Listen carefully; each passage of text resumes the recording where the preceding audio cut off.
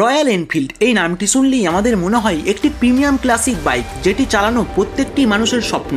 আর royal Enfield নামটি শোনেনি এমন ব্যক্তি আছে খুবই কম, এবং ইয়ংস্টারদের কাছে এটা কোনো নাম না, এটা একটি ইমোশন।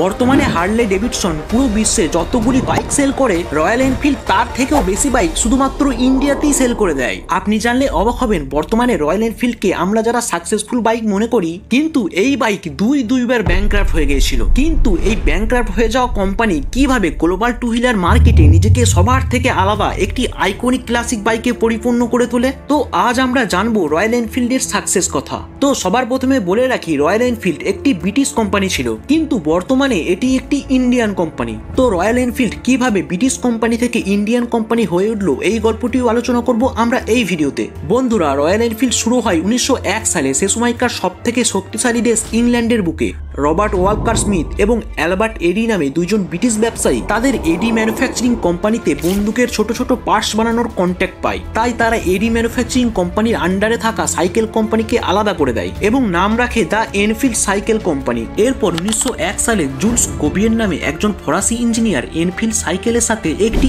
ইঞ্জিন লাগিয়ে দেয় এবং রয়্যাল এনফিল্ড নাম দিয়ে তাদের প্রথম মোটরসাইকেল লঞ্চ করে দেয়। এরপর এই কোম্পানি অনেক রকম মোটরসাইকেল লঞ্চ করলেও খুব একটি সফলতা পায় না। এরপর রয়্যাল এনফিল্ড প্রথম 207 CC V twin motorcycle engine ব্যবহার করে। এর ফলে এই মোটরসাইকেল টুকটাক সফলতা পেলেও এতে তেমন কিছুই হয় না। তারপর তারা মোটরসাইকেল ফিল্ডের উপর বেশি ফোকাস করতে থাকে। এর ফলে রয়্যাল এনফিল্ড 1914 সালে প্রথম বিশ্বযুদ্ধের সময় ব্রিটিশ সরকারের কাছ থেকে বাইক বানানোর অর্ডার পায়। এরপর 1932 সালে এই কোম্পানি এমন একটি বাইক লঞ্চ করে যার ফলে এই কোম্পানির ভাগ্য খুলে যায়, যার নাম বুলেট। এটি সে সময়কার সব থেকে স্টাইলিশ এবং পাওয়ারফুল বাইক ছিল। এই বাইক লঞ্চ হবার সাথে সাথেই এর জনপ্রিয়তা সমগ্র ইংল্যান্ডে ছড়িয়ে পড়ে। আর এই বাইক খুবই স্ট্রং এবং পাওয়ারফুল হওয়ার জন্য দ্বিতীয় বিশ্বযুদ্ধের সময় ব্রিটিশ সরকার এই কোম্পানিকে যুদ্ধে ব্যবহৃত হবে এমন মোটরসাইকেল বানানোর কন্ট্যাক্ট দেয়। এজন্য রয়্যাল এনফিল্ড বিশ্বের প্রথম এয়ারবোর্ন মোটরসাইকেল বানায়, যেটাকে এরোপ্লেন থেকে প্যারাশুটের সাহায্যে সোজা যুদ্ধের ময়দানে নামিয়ে দেওয়া হতো। কিন্তু প্রবলেম ঠিক এখানেই শুরু হয়। এই বাইকের ব্যবহার শুধুমাত্র মিলিটারি এবং আর্মির মধ্যেই সীমাবদ্ধ থেকে যায়।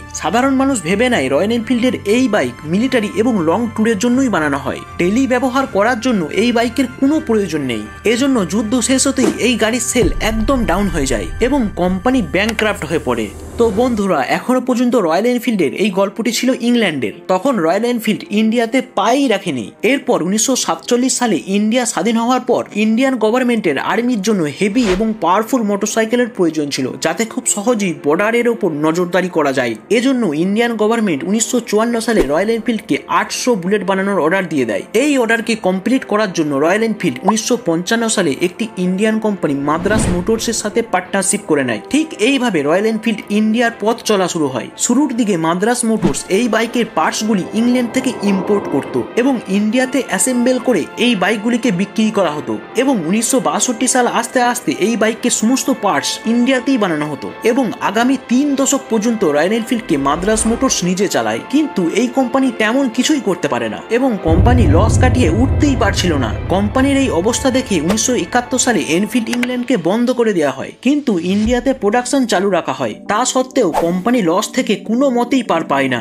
মাদ্রাস মোটরস এই কোম্পানিকে প্রফিটেবল বানানোর জন্য তেমন কোনো উপায় দেখতে পায় না। এজন্য 1994 সালে এই কোম্পানিকে তিনি আইসার মোটরসকে বিক্রি করে দেয় এবং আইসার মোটরস এনফিল্ড ইংল্যান্ড সহ পুরো কোম্পানিকে নিজেদের দখলে নিয়ে নেয়। আইসার গ্রুপের ওনার বিক্রম লাল এই কোম্পানির ব্র্যান্ড ভ্যালু এবং বুলেট 350 আইকনিক লুকের জন্য কিনেছিল। উনি ভেবেছিলেন এই কোম্পানিকে তিনি কিছু বছরের মধ্যেই প্রফিটেবল করে তুলবে, কিন্তু এরকম কিছুই হয় না। তিনি টানা 6 বছরে এই কোম্পানিকে প্রফিটেবল বানানোর প্রচুর চেষ্টা করে, কিন্তু কোনো মতেই কিছু হয়ে ওঠে না। তাই তিনি এই কোম্পানিকে বন্ধ করার সিদ্ধান্ত নেয়। তখন গল্পে এন্ট্রি নেয় আইসার গ্রুপের ওনার বিক্রম লালজির ছেলে সিদ্ধার্থ লাল। তিনি ছিলেন একজন মেকানিক্যাল ইঞ্জিনিয়ার। সিদ্ধার্থ লালের মোটরসাইকেলের প্রতি একটি আলাদাই নেশা ছিল। তাই উনি রয়্যাল এনফিল্ডকে বাঁচানোর জন্য বোর্ড মেম্বারদের কাছে একটি শেষ সুযোগ চাই এবং তাকে সেই সুযোগটি দেওয়া হয় এবং 2000 সালে রয়্যাল এনফিল্ডের পুরো দায়িত্ব সিদ্ধার্থ লাল তার নিজের কাঁধে নিয়ে নেয়। আর এরপর যা হয় এটা কোনো চমৎকারের থেকে কম নয়, কেননা যে কোম্পানি ব্যাংকরাফ্ট ব্যাংক্রাফট হবার দোরগোড়ায় পৌঁছে গিয়েছিল, আর সেই কোম্পানি কিছু বছরের মধ্যে মিড সাইজ বাইক সেগমেন্টের মার্কেট লিডার হয়ে যায়। তো সিদ্ধার্থ লাল কি এমন করে যে রয়্যাল এনফিল্ডের রূপরেখাই পাল্টে দেয়? আসলে সিদ্ধার্থ লাল একটি বাইক প্রেমী ব্যক্তি ছিলেন। তিনি একটি জিনিস বুঝতে পারছিলেন না যে এই বাইকের আইকনিক লুক এবং এত জনপ্রিয়তা থাকা সত্ত্বেও এই বাইকের সেল বাড়ছে না কেন। এর উত্তর জানার জন্য তিনি এই বাইককে কাস্টমারের দিক থেকে দেখতে শুরু করেন, আর এই বাইকের উইকনেসগুলি খুঁজে বার করার জন্য তিনি এই বাইককে নিয়ে লম্বা লম্বা ট্যুরে বেরিয়ে যেতেন। তিনি হাজার হাজার কিলোমিটার এই বাইকটি চালানোর পর বুঝতে পারেন এই বাইকের দুর্বলতা ঠিক কোন জায়গায়, যেমন বাইকটির মধ্যে কি কি কমতি আছে এবং কাস্টমাররা এই বাইকের মধ্যে ঠিক কি চাই ও বাইকের মধ্যে কি কি ইমপ্রুভমেন্ট করা উচিত। এবং তিনি ছিলেন একজন মেকানিক্যাল ইঞ্জিনিয়ার, তাই তিনি খুব সহজেই বাইকের টেকনিক্যাল পরিবর্তন করেন। যেমন রয়্যাল এনফিল্ডের গিয়ার প্লেট প্রথমে ডান দিকে ছিল, সেটিকে বাম দিকে নিয়ে আসেন এবং কিক স্টার্টের সাথে সাথে তিনি সেলফ স্টার্টও দিতে শুরু করেন, কেননা কিক দিয়ে বাইকটি স্টার্ট করার সময় সেটি কখনো কখনো ঘুরে এসে কাস্টমারের পায়েতেই এসে আঘাত করত। এছাড়া সেলফ স্টার্ট এই বাইকে আধুনিকতা ছোঁয়া এনে দেয়। এছাড়াও ছোটখাটো অনেক চেঞ্জেস করা হয় এবং এগুলি চেঞ্জ করার সময় উনি বিশেষভাবে নজর রেখেছিলেন যে এই বাইকের উইন্টেজ লুকের কোনরূপ পরিবর্তন না হয়, কেননা রয়্যাল এনফিল্ডের এই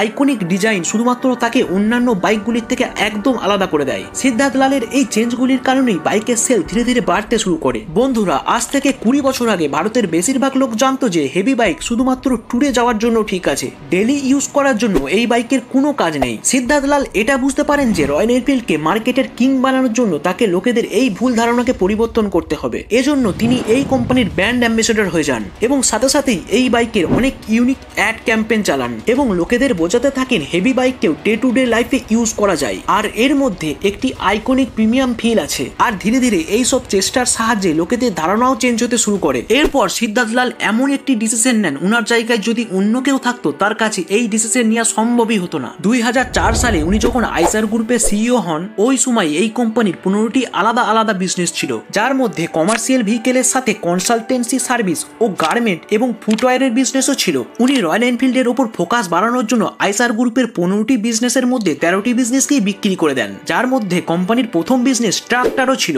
এবং তিনি শুধুমাত্র মোটরসাইকেল এবং ট্রাকের বিজনেসকেই কন্টিনিউ রাখেন, কেননা উনি মনে করেন অনেক অসফল বিজনেস চালানোর থেকে দুই একটি বিজনেসকে সঠিকভাবে চালিয়ে মার্কেট লিডার করার উপর জোর দেওয়া উচিত। উনি এটি বাস্তবে করেও দেখান।